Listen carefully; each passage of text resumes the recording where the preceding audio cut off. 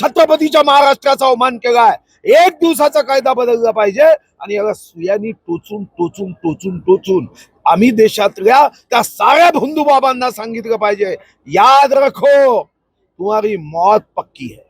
की अशा व्यक्तीला कोर्टाच्या माध्यमातून न्याय न देता चौकामध्ये उभं करून प्रत्येकाने एक एक सुई टोचत, साऱ्या सुई टोचत टोचत त्याचा मृत्यू झाला पाहिजे। नवीन आहे, शेवटी अशा घटना घडतात, जेव्हा आरोप होतात तेव्हा आपण कोणतीही चौकशी प्रभावित होऊ नये म्हणून अशा राजीनाम्याची मागणी लोक करतात। त्याच्यामध्ये चूक काहीच नाही आणि संबंधितांनी राजीनामा दिलाच पाहिजे।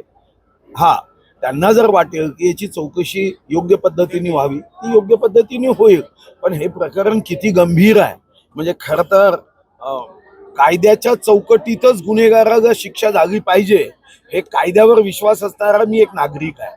पण जेव्हा टीव्हीच्या माध्यमातून मी त्यांच्यावरचे आरोप पाहतो, ऐकतो, तेव्हा माझ्यासारख्यालाही वाटतं की अशा व्यक्तीला कोर्टाच्या माध्यमातून न्याय न देता चौकामध्ये उभं करून प्रत्येकाने एक एक सुई टोचत, साऱ्या सुई टोचत टोचत त्याचा मृत्यू झाला पाहिजे असं माझ्या मनात जेव्हा येतं। याचं कारण आहे त्यांनी केलेले अघोरी कामं, किती वाईट कृत्य केलं।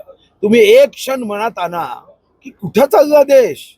21व्या शतकामध्ये आम्ही विज्ञान युगाची कास धरण्याच्या दृष्टीने आम्ही शाळांमध्ये विश्वरत्न, भारतरत्न, महामानव बाबासाहेब आंबेडकरांचं शिक्षण द्यावं हे सांगतो, त्यांचे शब्द आम्ही त्यांना सांगतो।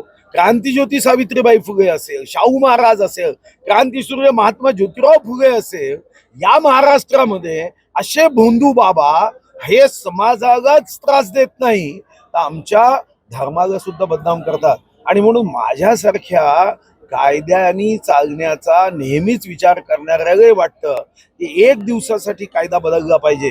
जसं एक दिवसाचा मुख्यमंत्री होता तसा एक दिवसाचा कायदा बदलला पाहिजे।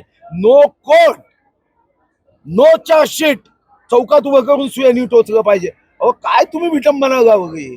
छत्रपती शिवाजी महाराजांचा महाराष्ट्र आहे, जेव्हा छत्रपतींना विचारलं की स्त्रीचं स्थान तुमच्या राज्यात कुठं आहे, देवाच्या देवाऱ्यात देवाच्या बाजूला स्त्रीचं स्थान आहे। यांनी स्त्रीचा अवमान केला म्हणजे देवाचा अवमान केलाय, छत्रपतीच्या महाराष्ट्राचा अवमान केलाय।